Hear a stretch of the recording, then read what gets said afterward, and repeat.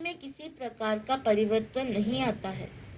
रस्सी ज्यों का त्यों बना रहता है, क्योंकि रस्सी में कुछ पैदा होता नहीं, फिर भी सर्प पैदा हुआ प्रतीत होता है। इसलिए सर्प रस्सी का विवर्त कहलाता है। जो हो रहा है वह प्रकृति के स्वभाव से हो रहा है। भूख प्यास लगती है, बचपन से किशोर, किशोर से जवानी, जवानी से प्रौढ़ता, प्रौढ़ता से वृद्धता, बिना व्यक्ति के प्रयास किए स्वतः शरीर में प्रकृति के स्वभाव से बदलाहट होती रहती है। वासना जागती है एवं तिरोहित हो जाती है। न तुम्हारी वासना है और न तुम्हारा ब्रह्मचर्य है। देहाध्यास करने से ही तुम प्रकृति के चोर बनते हो और प्रकृति में ही साधु बनते हो। इसमें कुछ पकड़ने जैसा या छोड़ने जैसा नहीं है। चुनाव रहित, चॉइसलेस अवेयरनेस, बोध मात्र, निर्विकल्प अपने आत्म स्वरूप को पहचानो। संसार अपने से हो रहा है, उसे होने दो। आकाश में बादल उठते हैं, आंधी तूफान होता है, वर्षा होती है, बिजली होती है, फिर आकाश खाली हो जाता है। आकाश में कोई परिवर्तन, विकार नहीं होता है। अब यहाँ जो भी हो रहा है प्रकृति में, वो प्रकृति से हो रहा है, उसे वैसा होने दो। उसमें रुकावट मत डालो। तुम्हारा काम उनमें रुकावट डालने का नहीं है। ये पानी जो बह रहा है नदियों में, इसको अपने मंजिल की तरफ जाने दो। इसको बांध बांध कर रोको मत। रोकोगे तो फिर ये बांध तोड़ देगा और जगत के गांव की कहो हानि हो। आंख दी है देखने को, देखने दो। कान दिया है सुनने को, सुनने दो। नाक दी है सूंघने को, सूंघने दो। वाणी दी है बोलने को, बोलने दो। हाथ पैर दिए हैं कर्म करने को, करने दो। तुम इनके कर्म में रुकावट मत डालो। तुम केवल देखते रहो, तुम केवल जानते रहो।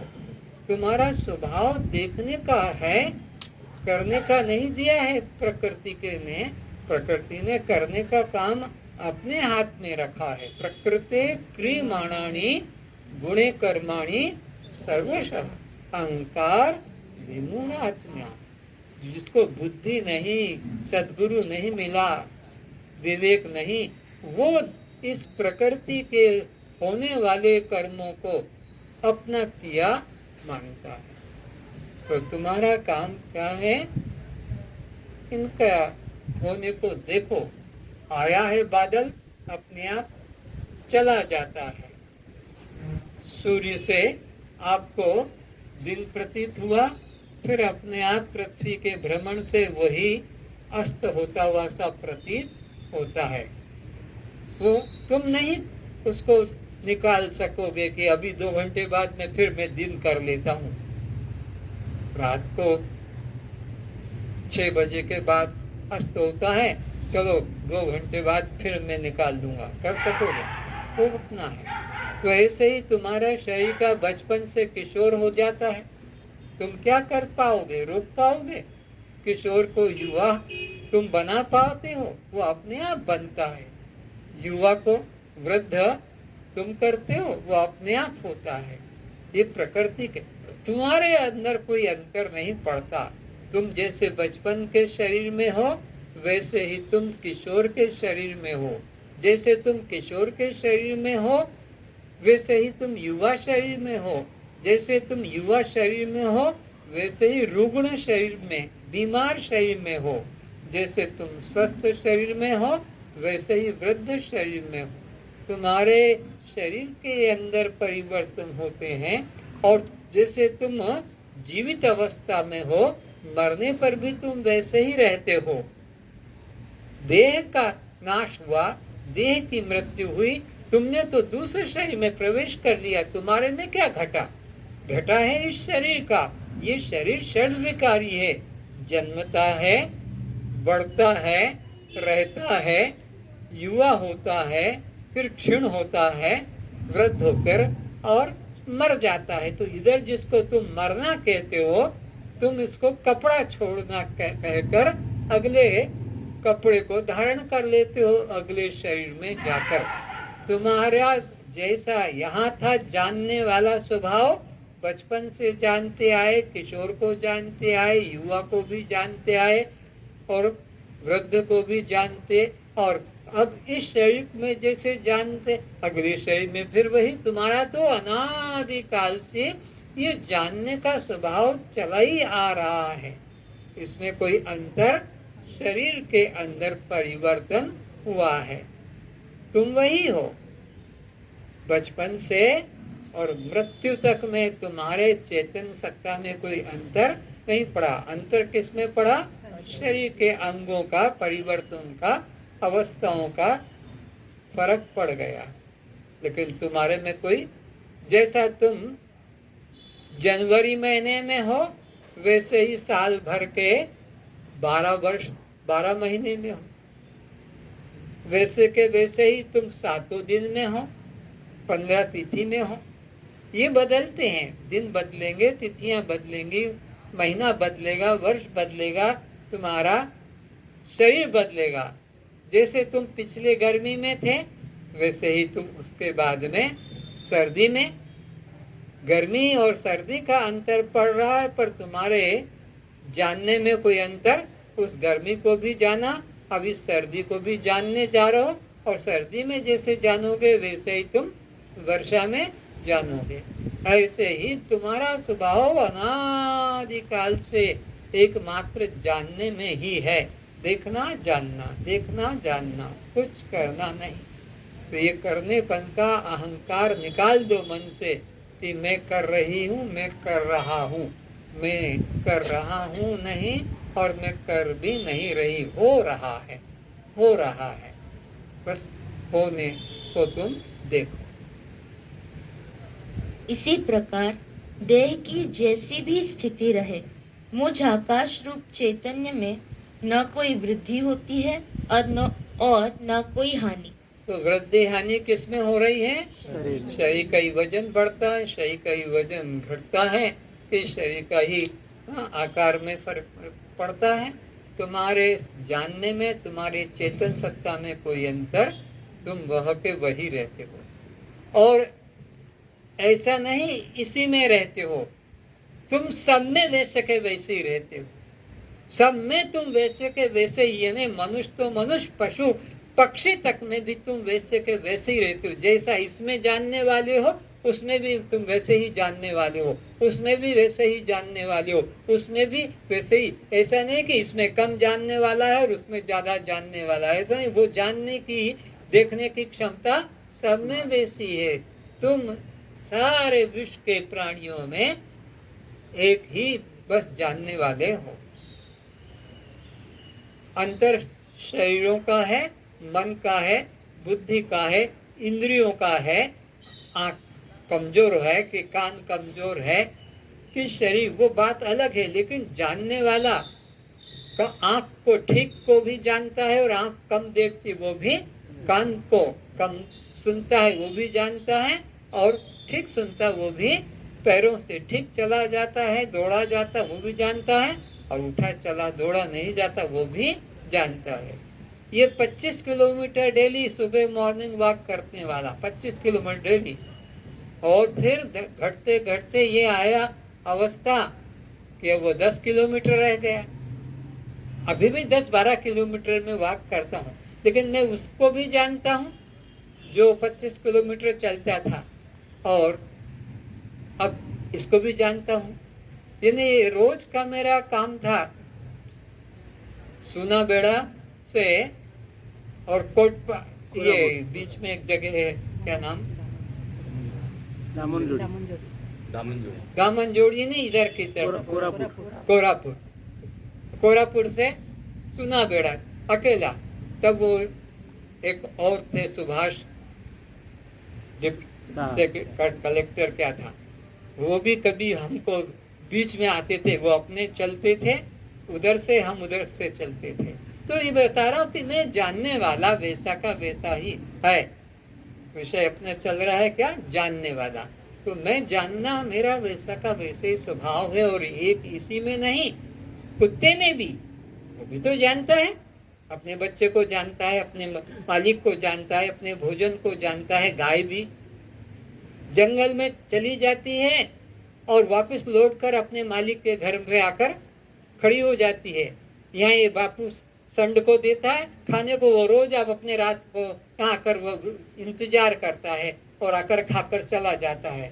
ये ज्ञान, ये चैतन्य सारे प्राणियों में है, ऐसा कोई प्राणी नहीं, क्योंकि ये परमात्मा सब में है, तो उसका ज्ञान स्वभाव भी सब में रहेगा। ये नहीं कि मनुष्य में ही रहेगा और पशु पक्षी में नहीं है। वो पक्षी भी अपने रात्रि को, कबूतर वो देखो दिन में तो यहाँ 200-300 तो आ जाते हैं, अब वो रात को कहाँ चले गए, उनको अपना घर मालूम है, उनको अपना घोंसला मालूम है, और फिर सुबह अपने वो भोजन की तलाश में फिर आ जाते हैं। तो क्या समझना है कि परमात्मा चैतन्य सब में है और उसका स्वभाव भी साथ साथ ज्ञान सब में है, उसमें कोई अंतर नहीं।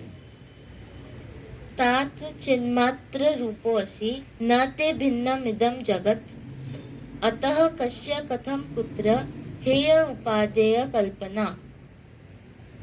अष्टावक्र जी कहते हैं कि हे तात, तू चैतन्य रूप आत्मा है, तू सर्वव्यापक है। गुरु शिष्य को शुद्ध ज्ञान देता है, धोखे में नहीं रखता है कि तू मेरा शिष्य है और फिर मैं मर भी जाऊंगा तो और किसी गुरु को मत गुरु बनाना, मैं तेरे को आके ले जाऊंगा या स्वर्ग की गेट पे मिलूंगा और तुझे पार कर दूंगा। ऐसा वो धोखे में नहीं रखता, बल्कि उसको यही निश्चय कराता है कि तू स्वयं ब्रह्म है, तू स्वयं पूर्ण ब्रह्म है। बस ये देह भाव का मन से परित्याग करना ही तेरे लिए साधन है, और कुछ जरूरत नहीं। तो गुरु शिष्य नहीं बनाता है, बल्कि गुरु गुरु बनाता है। सच्चा गुरु, पूरा गुरु शिष्य कभी नहीं बनाता है। अगर वो शिष्य बनाता है और कह देता है कि ये मेरे शिष्य हैं, ये मेरे, तो वो गुरु पद से गिर गया, भ्रष्ट हो गया। क्योंकि शिष्य तो गुरु बनाएगा, बिना गुरु के तो ज्ञान आएगा नहीं। शिष्य गुरु बनाएगा, लेकिन गुरु उसको शिष्य बनाता है कि मानता है, तो गुरु भ्रष्ट हो गया। क्योंकि गुरु की दृष्टि में तो सब एक ब्रह्म है, शिष्य की दृष्टि अभी इतनी विकसित नहीं हुई है, इसलिए वो गुरु को अलग मानता है, पिता माता को, जगत को, सबको अलग अलग भिन्न मानता है। अभी उसकी वो दिव्य दृष्टि खुली नहीं है। वो ज्ञान दृष्टि, दिव्य दृष्टि तो गुरु देगा, जब उसके पास वो सेवा करेगा, उसके पास रहेगा, वो पाठ सीखेगा, गुरु सिखाएगा। लेकिन गुरु शिष्य नहीं बनाएगा, बल्कि उसको खुद को इतनी योग्यता दे देता है कि वो दूसरे को भी फिर वह पढ़ा सकता है। मास्टर लोग जैसे नहीं पढ़ते हैं, स्कूलों में पहले पढ़ते हैं, वहां पास होकर और फिर उसी में टीचर भी बन जाते हैं। तो गुरु और पारस में बड़ो अंतरो जान, वह लोहा कंचन करे और गुरु करे आप समान। तो कहते हैं भाइयों, गुरु को पारस को एक समान मत बता देना, नहीं तो अपमान हो जाएगा गुरु का। क्यों? अरे वो पारस तो लोहे को खाली सोना बनाएगा, पर अपने समान उसको पारस नहीं बनाता है। पर गुरु क्या करता है, उसको अपने समान गुरु बना देता, वो शिष्य नहीं बनाता। पारस तो लोहे को सोना बनाएगा, अपने से कम पावर वाला बना के रखेगा, पर जो गुरु है वो अपने समान। तो तुलसी गुरु और पारस में बड़ा अंतरा जान, वह लोहा कंचन करे और गुरु करे आप समान। तो गुरु अपने समान आपको वो योग्यता, आपके दीपक में वो ज्योति दे देता है कि फिर तुम वो अपने दीपक से और बुझे दीपकों को ज्योति दे सकते हो। हर व्यक्ति को उस प्रथम गुरु के पास, जैसे आदि जगत गुरु शंकराचार्य, तो हर व्यक्ति को आदि जगत गुरु शंकराचार्य तो मिलेंगे नहीं, उनका शरीर तो अब है नहीं, तो उन्होंने अपनी योग्यता अपने 4 शिष्यों को दे दी, निम्बकाचार्य, माधवाचार्य, वल्लभाचार्य।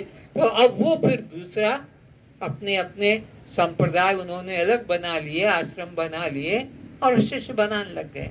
तो गुरु आपको गुरु बनाता है, असली गुरु, पूर्ण गुरु आपको गुरु बनाता है, शिष्य बनाकर नहीं रखता।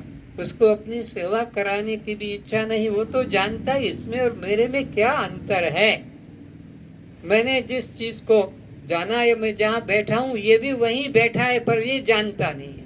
मैं जहाँ बैठा हूँ, जिस पद पर बैठा हूँ, कौन सा साक्षी आत्मा के आधार पर ही तो ये बोल रहा है, तो वो अभी नहीं जान पा रहा, ये भी कुछ दिनों में जान जाएगा। वो ऊपर से मैं सूरज को पहले देख लेता हूँ, नीचे वाले मेरे 5, 10, 15 मिनट बाद देखेंगे, क्योंकि वो नीचे हैं, उनको ये मकान रुकावट डाल रहा, पर हमारे को सीधा जल्दी दिख जाता है। तो गुरु को वो ब्रह्म का स्वरूप का अनुभव हो गया है, अब उसके वो अभी थोड़ा पीछे है, उसको भी वही होना है। तो गुरु की दृष्टि में शिष्य में कोई अंतर, गुरु करे आप समान, वो अपने समान ही जानता है। तुझमें हे उपादेय स्वभाव नहीं है, क्योंकि त्याग व ग्रहण अन्य वस्तु का होता है।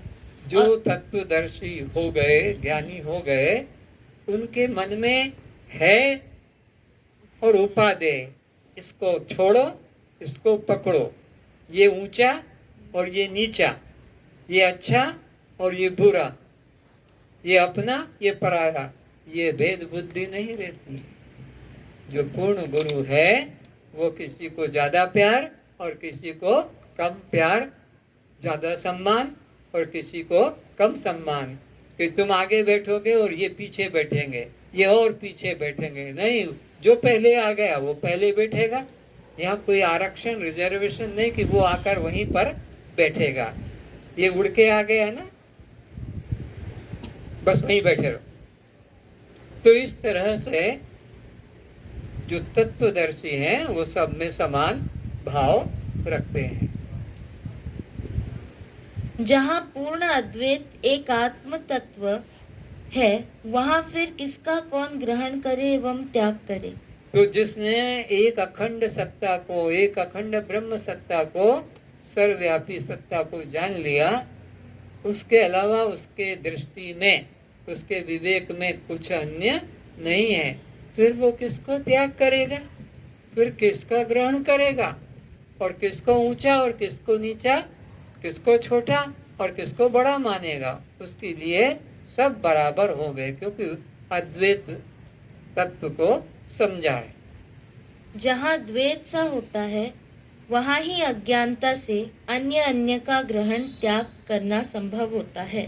तो जिसकी बुद्धि में अभी भेद विद्यमान है कि वो और है और मैं और हूँ, वह ही ग्रहण त्याग या राग द्वेष या काम क्रोध लोभ मोह रखेगा।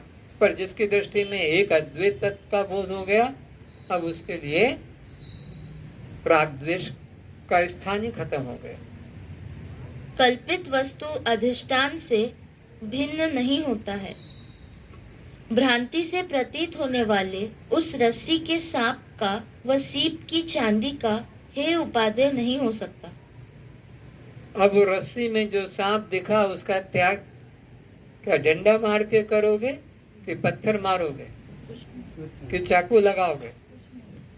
अरे वो जो तुमको मरुस्थल में जो जल दिखा उसको तुम कैसे भरोगे? ड्रम में, टैंकर में? है ही नहीं तो भरना क्या? तो ऐसे ही रस्सी का सांप नहीं तो उसे मारना क्या। तो ये जगत भी है नहीं, तो इससे पार होने की बात ही छोड़ो। भवसागर अब सूख गयो है, फिकर नहीं मोहे तरने की। देखो, रामेश्वर में राम ठहरे थे, लंका जाना था सीता को लेने या रावण को मारने। तो 400 कोस चौड़ा उन्हें पुल बनाना था, 400 कोस। अब तो कोस का नाम नहीं जानते, अब तो किलोमीटर हो गए, पहले मील और कोस ऐसे चलते थे। तो 400 कोस का चौड़ा ब्रिज बनाना था। तो करोड़ों बानर और भालुओं की एक टीम बनाई, एक सेना बनाई और उनको इस काम में लगाया, तब जाकर वो लंका गए। ये रामायण के राम की बात है। और एक राम की बात है कि जासु नाम सुमिरत एक बारा, उतरनी भव सिंधु अपारा। ये कौन सा राम है? एक ही बार बोलने से, जासु नाम सुमिरत एक बारा, उतरई नर भव सिंधु अपारा। या एक राम एक तापसी तारी, अहिल्या एक नाम कोटि पापियों का उद्धार किया नाम ने। तो वो कौन सा राम है? तो ये दशरथ नंदन राम नहीं है, वो आत्मा राम, जिसने आत्मा का अनुभव किया। भवसागर अब कहाँ है? एक ब्रह्म के अलावा दूसरा भवसागर अब सूख गया है, फिकर नहीं मोहे तरनन की, मोहे लागी लगन गुरु चरणन की। गुरु ने ऐसा ज्ञान दे दिया कि भवसागर है ही नहीं, एक ब्रह्म तत्व ने है, नानास्ति, तो सूख गया ऑटोमेटिक। ये वो राम ज्ञान तत्व। आज इतना ही। सर्वे भवन्तु सुखिनः, सर्वे भवन्तु सुखिनः, सर्वे सन्तु निरामयाः, सर्वे सन्तु निरामयाः, सर्वे भद्राणि पश्यन्तु, सर्वे भद्राणि पश्यन्तु, मा कश्चित् दुःखभाग् भवेत्, मा कश्चित् दुःखभाग् भवेत्। सर्वेषां स्वस्तिर्भवतु, सर्वेषां पूर्णं भवतु, पूर्णं भवतु, सर्वेषां मङ्गलं भवतु, सर्वेषां मङ्गलं भवतु, सर्वेषां शान्तिर्भवतु। सर्वेषां शान्तिर्भवतु। बोलो सच्चिदानंद भगवान की, सद्गुरुदेव की जय।